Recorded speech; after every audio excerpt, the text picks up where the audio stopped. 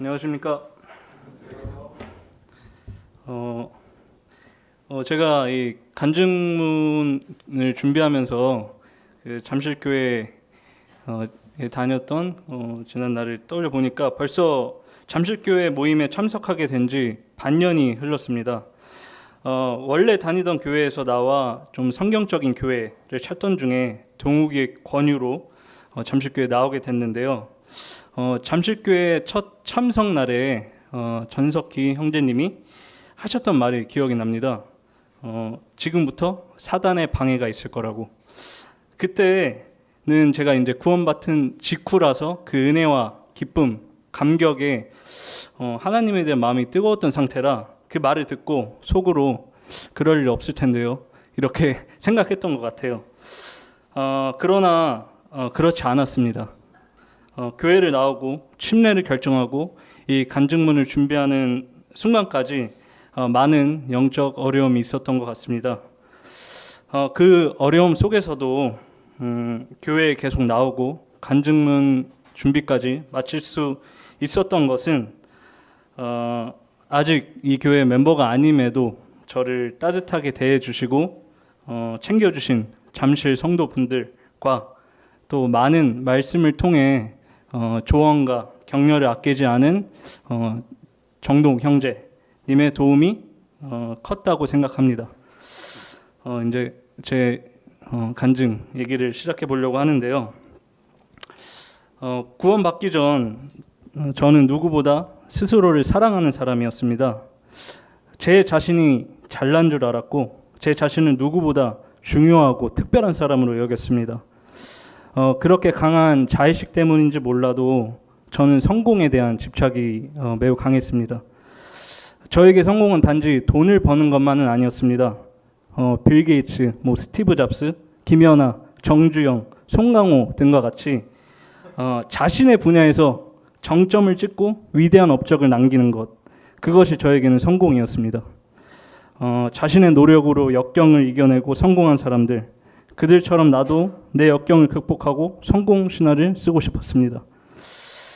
지금 돌아봤을 때 성공이 저에게 중요했던 이유는 사람들의 인정 때문이었던 것 같습니다. 제가 유명해지고 높아져서 사람들에게 인정받는 것이 중요했던 것 같습니다. 그러한 야망과 욕심은 꿈, 의미 있는 삶, 도전 등과 같이 그 표현에 있어서 세련되어져 갔으나 그 동기는 같았습니다. 20대의 대부분을 그 동기로 살았던 것 같습니다. 20대 초반에는 명문대에 가기 위해 애쓰며 살았습니다. 제가 지방대에 간다는 것은 용납이 되지 않았습니다. 그러나 결국에 대학 입시에 실패했고요. 대학 입시에 실패한 이후에는 내가 정말 하고 싶은 일을 하자, 내 가슴이 뛰는 일을 하자라는 마음으로 연기에 도전하게 됐습니다. 그때는 드디어 내가 가야 할 길을 찾았다고 생각했습니다. 인정이나 성공과 같은 더러운 동기가 아닌 내가 정말 사랑하는 일, 포기하지 않을 목표를 찾았다고 생각했죠. 그러나 연기를 좋아한다고 여겼던 것도 주변 사람들의 칭찬과 인정 때문이었습니다. 제 속중심은 여전했습니다. 배우가 된다면 송강호 정도의 대배우가 돼야 된다고 생각했고, 그게 안 된다면 적어도 유해진 정도의 조연은 돼야 된다고 생각했습니다. 그 당시 주변 사람들은 제가 연기를 한다는 말에 걱정하기도 하고 무시하기도 하고 비웃기도 했습니다.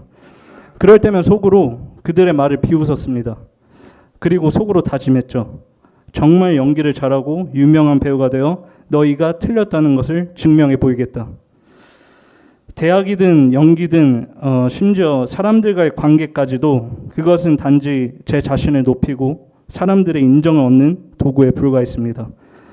사람들이 우아하고 인정해 줄 정도가 되지 못한다면 어떤 일이든 저에게 의미가 없는 것이었습니다.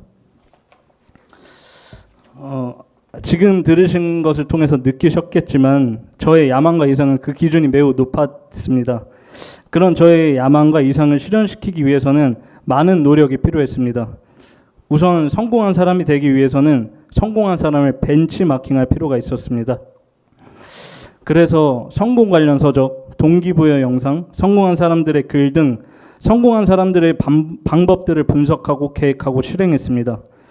그들과 같이 되기 위해 그들의 방법을 정리하고 시도하고 그렇게 시도한 것을 분석하고 실패한 이유를 토대로 다시 시도했습니다.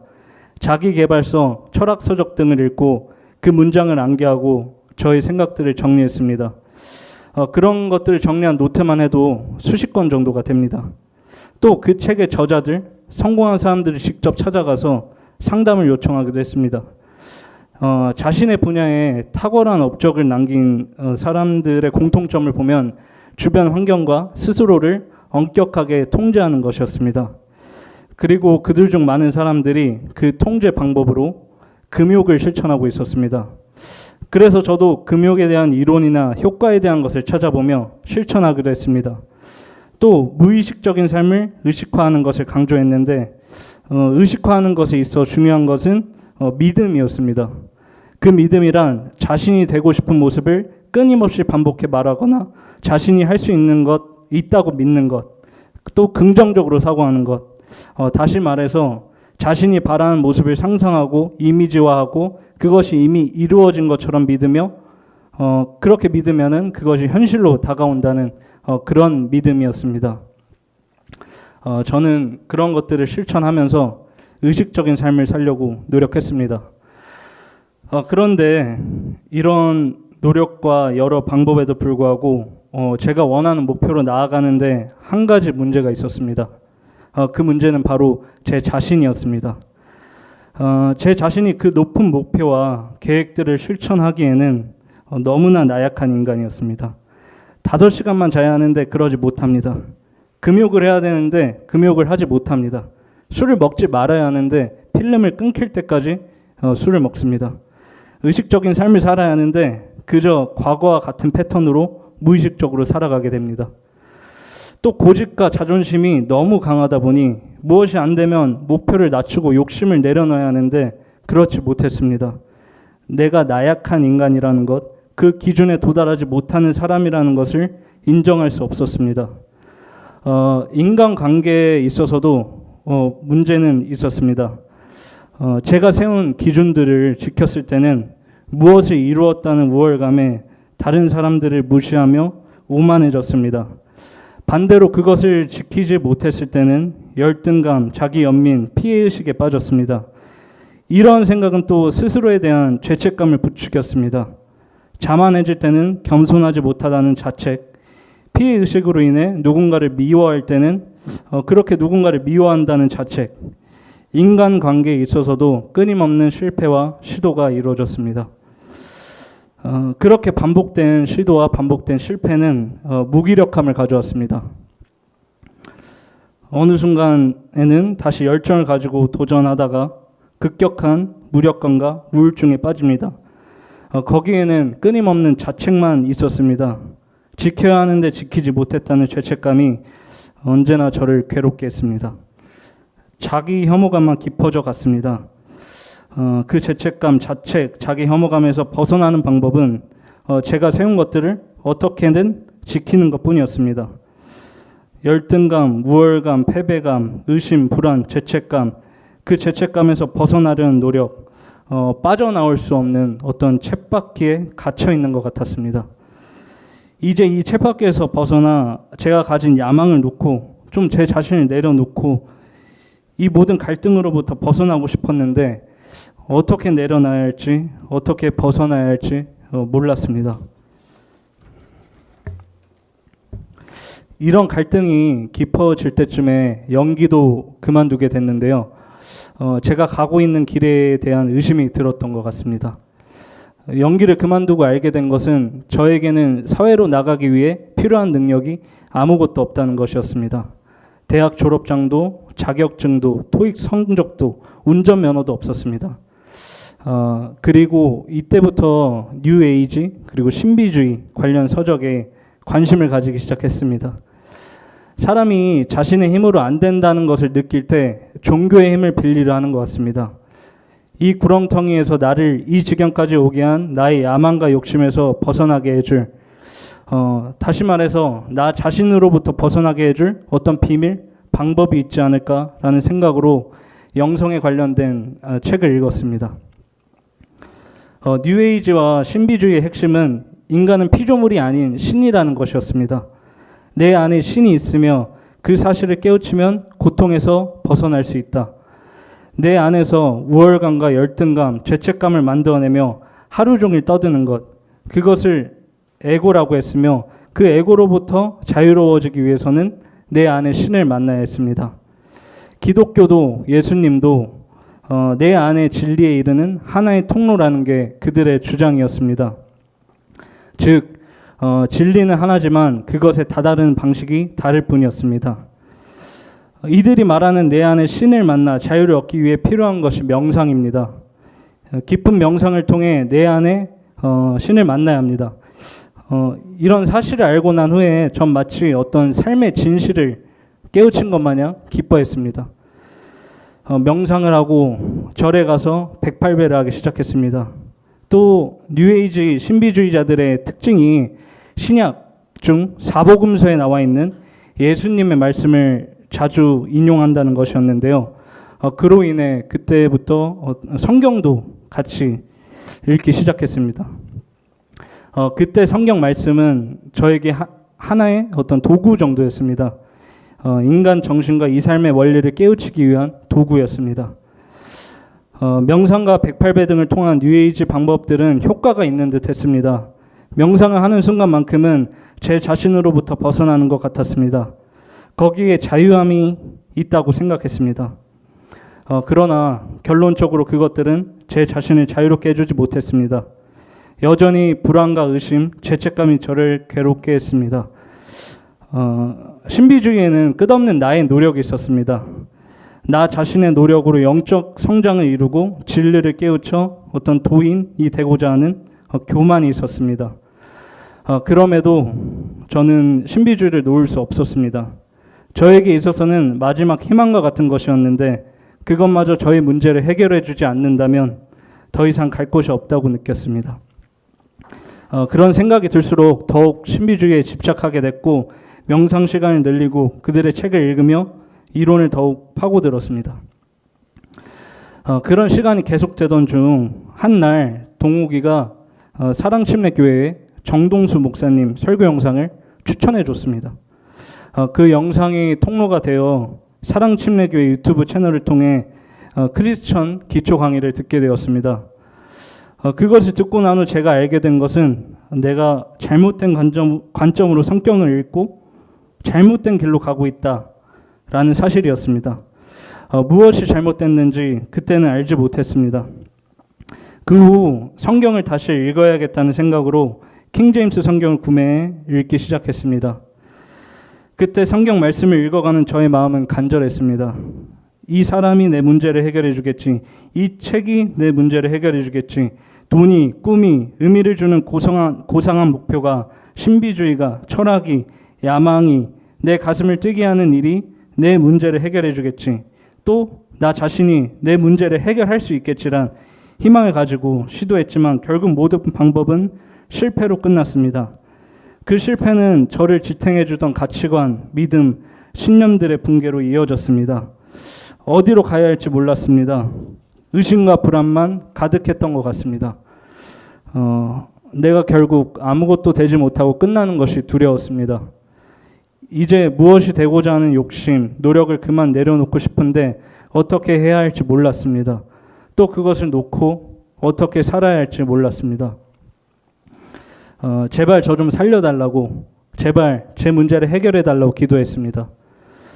기도와 함께 그렇게 매일매일 성경을 읽어갔고 21년도 1월 며칠인지는 정확히 기억은 안 나지만 로마서를 읽던 와중에 로마서 3장 23절 모든 사람이 죄를 지어 하나님의 영광에 이르지 못하더니 24절 그리스도 예수님 안에 있는 구속을 통해 하나님의 은혜로 값없이 의롭게 되었느니라. 이 말씀을 읽게 됐고 그때 알게 되었습니다. 내가 죄인이라는 사실을. 무엇을 하는 것, 무엇을 하지 않는 것이 문제가 아니라 내가 죄인인 것이 문제였다는 것을 알게 됐습니다. 이전의 모든 것들은 내 스스로 구원을 얻기 위한 행위였음을 알게 됐습니다. 또 로마서 2장 4절 혹은 하나님의 선하심이 너를 인도하여 회개하게 함을 알지 못한 채 네가 그분의 선하심과 관대하심과 오래 참으심의 풍성함을 멸시하느냐. 5절 다만 네가 네 강팍함과 뉘우치지 않은 마음에 따라 진노의 날 곧 하나님의 의로운 심판이 나타나는 그날에 닥칠 진노를 네게 쌓아 올리는도다. 이 말씀에 따라 내가 죄책감에서 벗어나기 위해 행했던 모든 노력들이 다 죄였다는 사실을, 그것은 저의 강팍함과 고집으로 주님의 인도, 선하심, 관대하심을 무시하고 주님께 불순종했던 죄악된 순간이었음을 알게 됐습니다. 그리고 로마서 6장 6절 우리가 이것을 알거니와 우리의 옛사람이 그분과 함께 십자가에 못 박힌 것은 죄의 몸을 멸하여 이제부터는 우리가 죄를 섬기지 아니하게 하려 함이니. 7절 죽은 자는 죄로부터 해방되었느니라. 8절 만일 이제 우리가 그리스도와 함께 죽었으면 또한 그분과 함께 살 줄을 믿노니. 이 말씀에 따라 죄인인 제가 십자가에 못 박혀 죽었다는 것, 죄로부터 해방되었다는 것, 또 그리스도와 함께 살았다는 사실이 믿어졌습니다. 이는 제가 심신적으로 약해져서 그냥 그래야만 해서 지푸라기라도 잡는 심정으로 믿는 척한 것이 아니었습니다. 그 순간 주님은 부드럽게 요청하셨습니다. 그리고 그 말씀은 제 마음에 떨어졌습니다. 고집스럽게 자신의 길만을 주장하던, 꼿꼿이 목을 세우던, 무엇도 믿지 못했던, 의심만 가득했던 제가 주님의 말씀 앞에 무너졌습니다. 그것은 역사적 증거도 권위 있는 학자의 이론도 말씀이 다 이해돼서도 아니었습니다. 그저 주님의 말씀에 설복당한 것이었고 그 말씀이 믿어졌던 것입니다. 그렇게 항복한 저의 입에서는 주님만이 옳습니다라는 마음의 고백이 터져 나왔습니다. 그때의 경험은 말로 설명할 수 없는 신기한 경험이었습니다. 이는 마태복음 16장 17절 예수님께서 그에게 응답하여 이르시되 바요나 시몬아 네가 복이 있도다. 그것을 네게 계시한 이는 살과 피가 아니오 하늘에 계신 내 아버지시니라. 에베소서 2장 8절 너희가 믿음을 통해 은혜로 구원을 받았나니 그것은 너희 자신에게서 난 것이 아니오 하나님의 선물이니라. 이 말씀에 따라 주님께서 주신 믿음이었고 주님께서 주신 선물이었습니다. 그 믿음은 세상의 철학, 나 자신의 근거를 두고 있지 않았습니다. 그 믿음은 요한복음 19장 30절 그러므로 예수님께서 식초를 받으신 뒤에 이르시되 다 이루었다 하시고 머리를 숙이신 뒤 숨을 거두시니라 는 말씀에 따라 예수님께 그 근거가 있었습니다. 그래서 확고한 것이었습니다. 예수님이 다 이루셨고 내가 보탤 것은 어떤 것도 없다는 것. 거기에는 이전에 느낄 수 없었던 자유와 평안이 있었습니다. 간증문을 준비하며 구원 전, 구원 받았던 순간뿐만 아니라 구원 이후에 내 삶도 돌아보게 됐습니다. 크게 두 가지 부분에서 잘못하고 있다는 것을 알았습니다. 첫째는 성화를 내 힘으로 이루려 했다는 것이었고 두 번째는 하나님의 은혜를 나 편한 대로 생각했다는 것이었습니다. 이번 간증 시간은 저와 같은 죄인의 구원을 위해 이 땅에 자신의 아들을 보내신 하나님의 큰 은혜, 그 구원을 위해 저와 같은 죄인을 위해 살이 찢기시고 피 흘리신 예수님의 희생, 그리고 처음뿐만 아니라 지금 이 순간 그리고 마지막까지 구원의 모든 과정을 주님께서 이루셨고 이루고 계시며 이루실 것이라는 사실을 다시금 기억할 수 있는 은혜로운 시간이었습니다.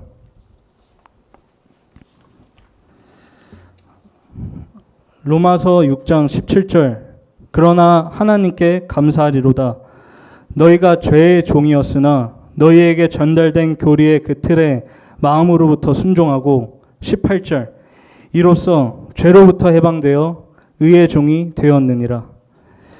이 말씀에 따라 이제 제 자신이 더 이상 중요치 않게 해주심에 제가 더 이상 무엇이 되지 않아도 됨에 의의 종으로 주님께 순종하는 삶을 살게 해주신 하나님의 은혜에 깊은 감사와 찬양을 드리며 간증문을 마무리하겠습니다. 감사합니다.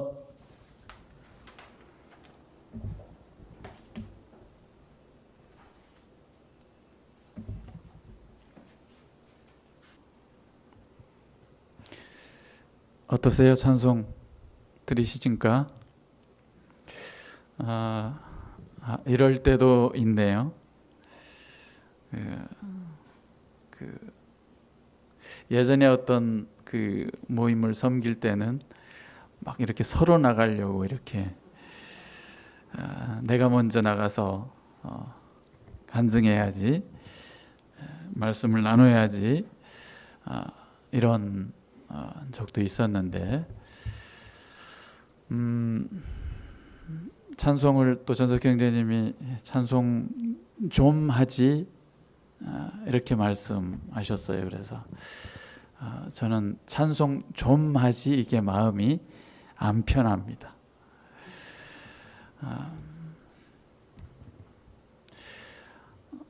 성도님들의 찬송의 마음은 어떠신지 모르겠어요. 또 이 시간에 내가 뭐 나가서 교제할 만한 어떤 자격이 있나, 또 이런 생각도 하게 되죠. 저부터 그러는 것 같아요. 저는 오늘 하루 종일 마음이 너무 안 좋아요. 그런데 이런 환경이 또 될 수밖에 없고, 또 수요 집회에 일찍 나오게 해주셨는데 누가 또 사회봉사를 하면서 찬송을 하지? 그래서 그런 생각을 하니 집에 또 조금 일찍 왔으니까 찬송을 준비하는데 저의 마음은 하루 종일 안 좋아요. 이런 날도 있는 것이죠. 뭐 늘 있는 건 아닌데 주님은 항상 기뻐하라고 이렇게 말씀하시고, 쉬지 말고 기도하라고 이렇게 말씀하시고, 또 범사에 감사하라고 하는데 이게 안 되는 거예요. 내 삶 가운데. 늘 그랬으면 좋겠는데 안 되는 거예요. 그러면 이런 무거운 마음 가운데 교회 앞에, 성도님들 앞에 나왔을 때 성령의 인도함을 받아서 교제하고픈 마음이 들겠냔 말이에요. 안 들겠죠. 근데 나와서 지금 이렇게 또 시간을 사용하고 있어요. 사용을 조금 해야 될 것 같아요. 이건 어쩔 수 없는 상황인 것 같아요. 우리 조성민 형제님이 우리 주님의 은혜로 이렇게 돌아온 사실 앞에 우리 주님을 만나기 전까지 얼마나 부단한 이 노력 가운데 무엇인가 이렇게 찾아보려고 했던 그 마음을 또 이렇게 보는 것 같아서, 그러면서 우리 주님을 또 말씀을 통해서 만난 이 고백의 간증을 통해 큰 기쁨의 감사가 있습니다.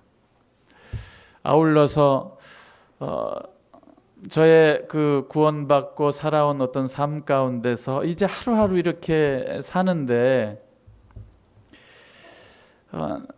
금방 드린 찬송처럼 하루를, 난 오늘 하루밖에 없다면, 내가 믿음 안에서 우리의 삶이 오늘 주어진 이 삶밖에 없다면 내가 과연 이렇게 사는 것이 맞는 것인가, 이런 생각을 해보게 됩니다. 찬송 그대로 걱정 안 하고 주님 약속은 믿는 믿음 가운데서 오직 주님만 바라보고 사는 삶, 이게 잘 안 되잖아요. 베드로 전서를 이제 그 큐티를 통해서 이제 보게 될 때 참 말씀을 읽는데 이 말씀의 능력이 대단한데, 이 말씀의 힘을 통해서 내가 다시금 굉장히 충전을 해야 하는데 안 될 때가 참 많아요. 삶에 어쩌면 많은 어려움들이 부딪히기 때문에 그렇죠. 부딪혀요. 너무너무 이렇게 많이 부딪혀서 나를 약하게 만들어요. 성도님들은 어떠신지 모르겠습니다. 늘 그냥 막 쓰러지려고 하는 흐느적거리는 이런 상태에 막 되어질 때가 참 많아요. 무엇 때문에? 사람 때문이기도 하고요. 또 말 때문이기도 하고요. 환경에 또 정말 어려운 상황에 있을 때 그러하기도 하죠. 베드로전서 2장에 보게 되면 이렇게 말씀하세요. 2장 1절부터 쭉 나오는 말씀인데요. 1절과 2절 말씀에 이렇게 말씀하십니다. 2장 1절에 그러므로 모든 악독과 모든 기만과 외식과 개정 성경입니다. 외식과 시기와 모든 비방하는 말을 버리고. 이게 제 삶 가운데 잘 안 되는 부분이에요. 약한 마음이 늘 이렇게 일어나요. 교만한 마음, 또 외식하는 마음, 또 시기하고 또 이 좋지 않은 이 말을 하게 되는, 품게 되는 이런 마음들이 많이 일어납니다. 그럴 때 주님께서 이렇게 말씀하시죠. 갓난아이들 같이 순전하고 신령한 젖을 사모하라. 이는 그로 말미암아 너희로 구원에 이르도록 자라게 하려 함이니라.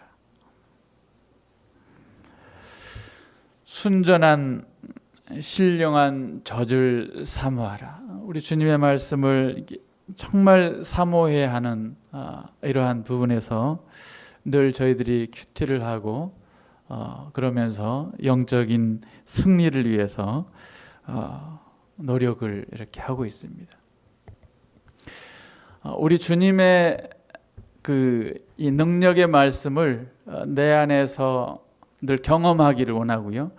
이 말씀으로 말미암아 제가 어떤 어려움이 부딪힐 때 정말 그 말씀으로 내가 능히 이겨내야 하는데 참 그러지 못할 때가 많이 있습니다.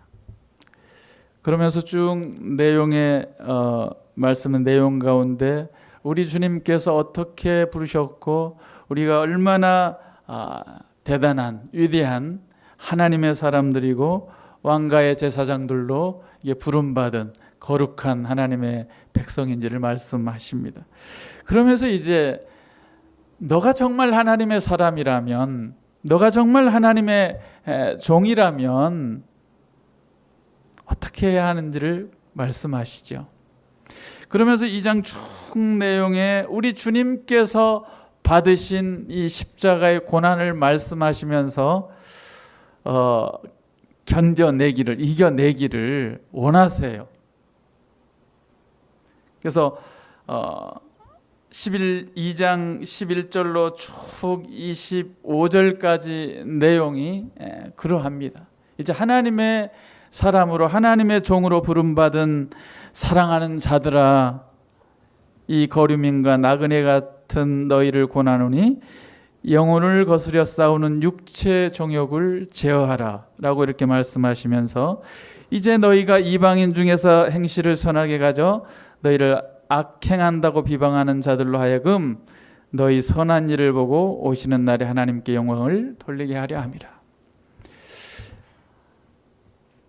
이제 나그네와 행인 같은 너희를 권하는데 육체 정욕을 제어하라고 이렇게 말씀하시는데 참 제어가 안 될 때가 참 많습니다.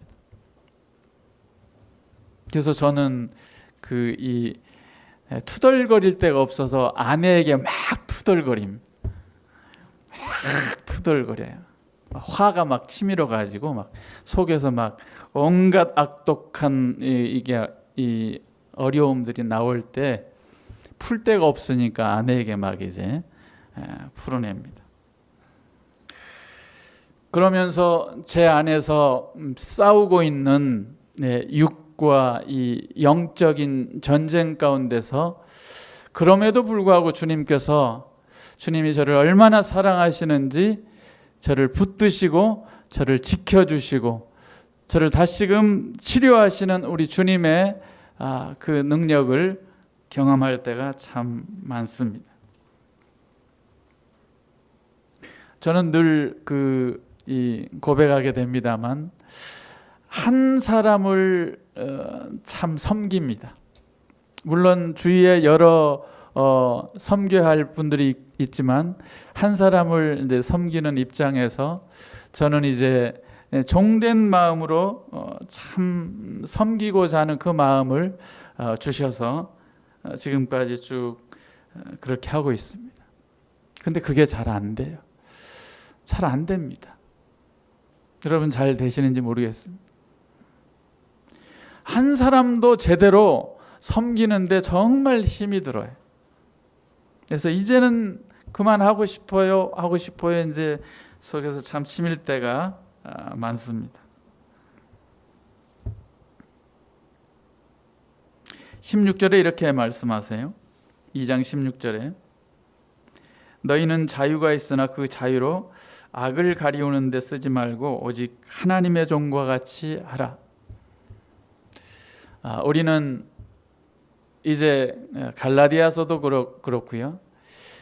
그리스도인이며 자유한 종으로 진리의 자유로 부르셔서 하십니다. 그렇다고 해서 그 자유한 종이 네 맘대로 사세요가 아니잖아요. 주님의 말씀에 따라서 선한 양심을 가지고 경계의 목적을 가지고 살 것을 주님이 말씀하십니다. 그래서 너희가 자유가 있지만 악을 가리우는 데 쓰지 말라고 이렇게 말씀하시는데 우리는 다 아멘 하시죠. 압니다. 우리 속 사람이에요. 악을 가리우는 데 쓰지 말고 오직 하나님의 종과 같이 하라. 우리는 하나님의 종입니다. 그래서 할 수만 있으면 무사람들에게 선한 간증을 드러내야 하는 것이 우리가 해야 할 일들이죠. 그러한 가운데서 저를 비춰봤을 때 참 그렇지 못한 저의 모습을 발견할 때가 많습니다. 그러면서 이렇게 말씀하십니다. 무사람을 공경하며. 공경이 참 잘 안 됩니다. 다행히 어제 제가 이제 자전거를 탔는데 70대 넘으신 어르신이 저를 막 따라오는 거예요. 전에 이제 이렇게 연세 드신 분인지 몰랐는데 제가 20km를 가면 20km를 따라오고 25km를 달리면 25km를 달려오고 30km 달려가면 30km를 막 달려오는 거예요. 그래서 쭉 가다가 하남에서 이제 쉬게 됐는데 또 같이 따라서 이렇게 쉬시는 거예요. 그래서 봤더니 머리가 그냥 허여신 이렇게 백발이신 어르신께서 저를 따라왔던 것이죠. 보니까 자전거를 굉장히 잘 타시는 분이셨는데 그래서 커피를 제가 한 잔 사드리겠다고 하니 굳고 사양하시고 함께 또 저 팔당까지 같이 다녀왔는데 좋은 마음이 들어서 마음에 공경하는 마음이 이렇게 들게 될 때는 공경의 태도가 돼요. 그런데 안 될 때가 그럼에도 주님이 무사람을 공경하라고 이렇게 하셨을 때 주위에 많은 우리 이제 여기 안인주 형님도 계시고 박수경 형님도 계시고 당연히 공경을 이렇게 해야 어르신들 공경해야 합니다. 그러면 공경해야 할 게 예배당에 오면 어르신들 보면 인사부터 하는 거예요. 그냥 자기 쏙 해서 쭉 이렇게 가고 쭉 가버리고 이게 아니라 보면 딱 들어서면 어르신들 보면 인사부터 하는 거죠. 그렇게 배웠습니다. 교회에서. 그래서 무사람을 공경하며 형제를 사랑하며. 참 형제 자매님을 사랑하고 싶습니다. 근데 이 속에서 진정 마음이 우러나오는 사랑을 좀 하고 싶습니다. 그것도 사랑 안 하는 거 아니에요. 사랑합니다. 정말 늘 변함없이 어린 형제님이건 자매님이건 모두를 사랑하고픈 마음이 제 안에 있습니다. 이것은 저의 본성이 아니라 내 안에 주님으로 말미암아 사랑하고픈 마음이 늘 있습니다. 근데 이 육을 제어하지 못하는 이 육신의 꼬라지가 날 때 사랑을 못하고 있는 저의 모습을 보게 됩니다. 이게 연약이죠. 형제를 사랑하고 우애하고 서로 같이 마음을 품으며 이렇게 섬기고 싶습니다. 뿐만 아니라 하나님을 두려워하며 왕을 존대하라. 왕을 존대하라는데 우리나라 왕도 존대해야 되겠죠. 어떤 왕이든 악한 왕도 하나님께서 사용하시고 이 나라를 또 주관하시는 분도 하나님이십니다.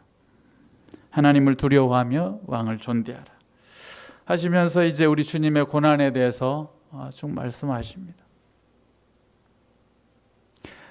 매일매일 삶 가운데 우리 주님의 고난에 대해서 이 고난 받으심에 대해서 얼만큼 실감하면서 늘 느끼면서 맛보면서 이렇게 사시는지 모르겠습니다. 우리 주님의 고난이요. 만약에 내 삶 가운데 내 개인적인 삶 가운데 우리 주님의 고난을 묵상하면서 살게 되면 그분은 참으로 놀라운 영적으로 성숙한 우리 주님을 닮아가는 참 믿음의 정말 성숙한 분일 것이라고 생각을 합니다. 그런 분들 참 많이 봤습니다. 그 어떤 어려움 속에서도 우리 주님을 사랑하면서 살고 계시는 믿음의 선배님들 많이 봐왔습니다. 근데 저의 모습은 너무나도 초라한 거예요. 그래서 지금 2장 이제 3장 이렇게 이제 넘어가지만 제가 베드로전서 2장 이렇게 토요일과 주일에 이렇게 보면서 그런 생각이 들었습니다. 우리 주님의 고난. 그러면서 제게 이제 가장 걸림돌인 이런 부분이죠. 18절에 이렇게 말씀하세요. 사원들아 범사에 두려워함으로 주인들에게 순종하되. 늘 제가 고백하는 부분이지만 이게 주인들에게 이 순종이 잘 안 됩니다. 그래서 제가 이제 교회를 이제 직분으로 섬기면서도 이런 부분에서 참 순종하는 모습을 참 보여주면 그런 마음이 있으면 좋겠는데 직장생활 가운데서 주인에게 순종하되 선하고 관용하는 자들에게만 아니라 또한 까다로운 자들에게도 그리하라. 이 부분이 제가 참 어려운 부분입니다. 까다로운 부분에 있어서도 그리하라라고 말씀하시는데 이게 참 늘 튕겨요. 왜 제가 그래야만 합니까? 왜 제가 그것까지도 해야 하는데요? 왜 제가 그렇게까지 순종을 해야 하는데요? 이런 불평이 일어날 때가 참 많아요. 여러분 직장에서는 어떠신지 모르겠습니다만 이런 부분은 참 어렵습니다. 꼭 그렇게까지 해야 하는 겁니까?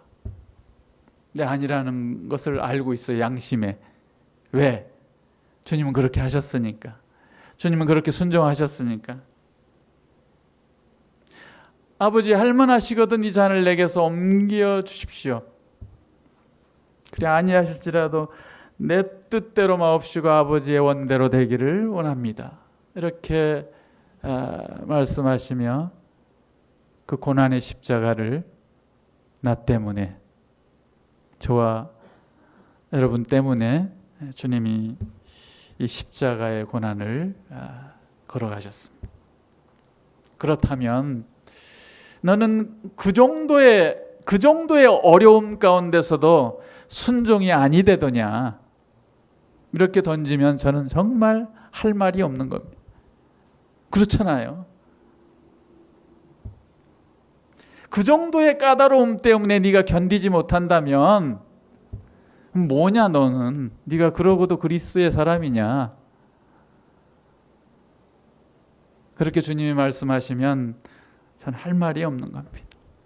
오늘도 그래요. 제 마음이 그래요.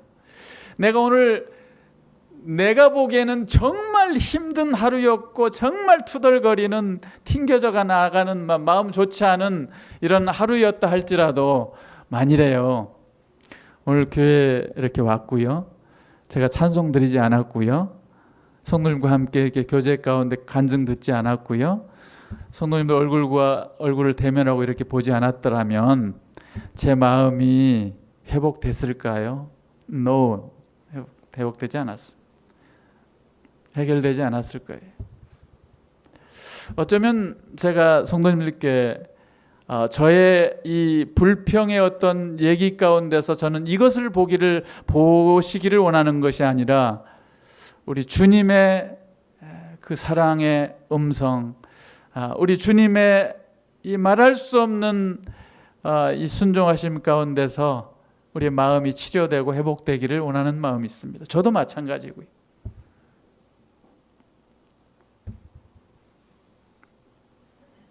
그래서 다시 한 번 더 주님 제가 순종할게요. 또 좀 요 정도의 까다로움이지만 이것도 순종할게요. 이런 마음이 드는 것입니다. 19절에 이렇게 말씀하세요. 부당하게 고난을 받아도 하나님을 생각함으로 슬픔을 참으면 이는 아름답다라는 거예요. 성도님들의 삶 가운데 혹 어느 정도의 좀 부당한 대우를 이렇게 받고 있으십니까? 또 부당하게 나는 왜 이런 어려운 시련을 이렇게 왜 나만 받는 거야 이런 생각을 하십니까? 그런데 주님이 이렇게 말씀하시잖아요. 하나님을 생각함으로 우리는 하나님을 생각할 수 있는 사람이 되었습니다.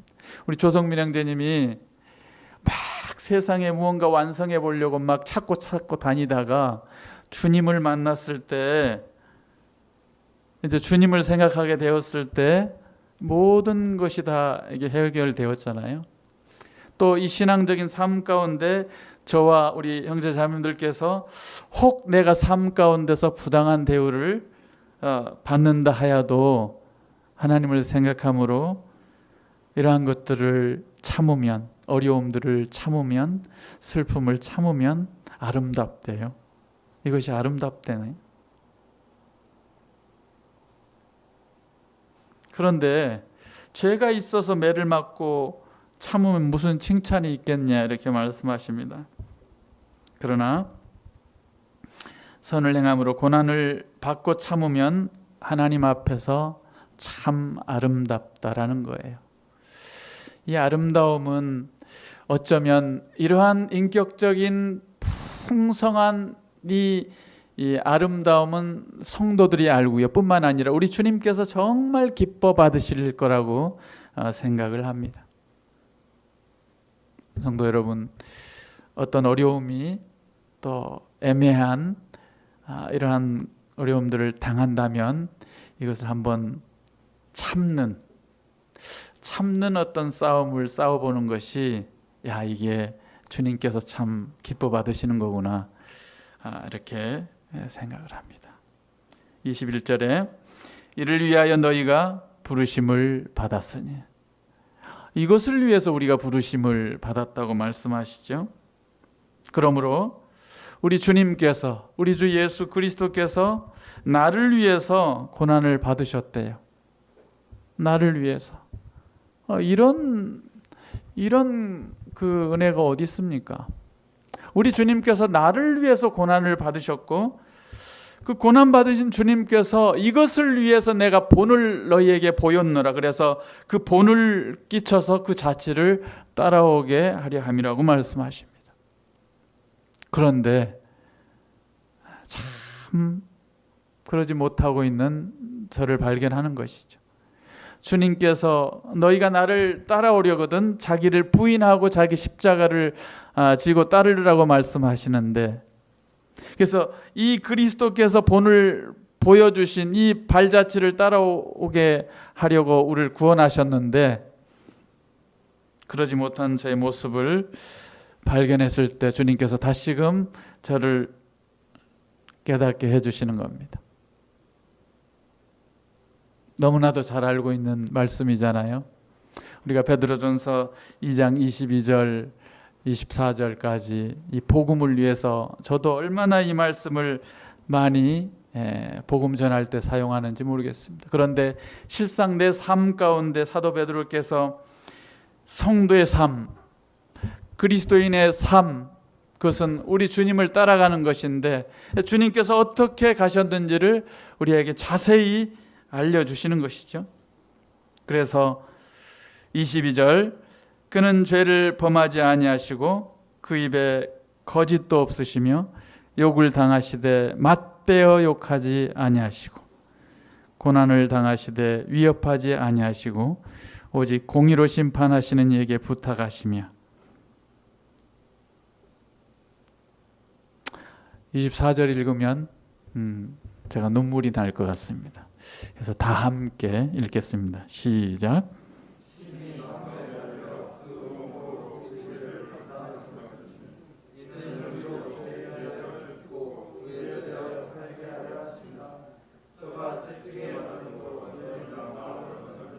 25절, 너희가 전에는 양과 같이 길을 잃었더니 이제는 너희 영혼의 목자와 감독 되신 이에게 돌아왔느니.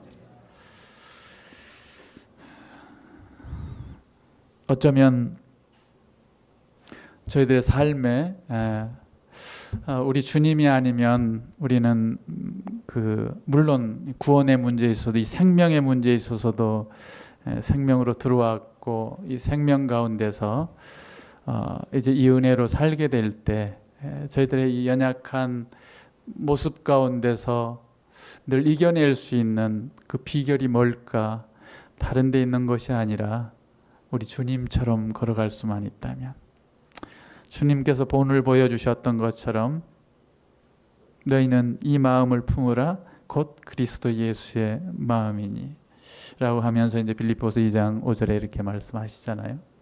그래서 주님만 생각하고 걸어갈 수 있다면 어쩌면 우리는 매일매일 삶 가운데서 우리 주님의 그 약속의 소망 가운데서 다시금 힘있게 일어나서 살아갈 수 있는 이런 더욱 성숙된 사람들이 될 수 있을 것이라고 생각합니다.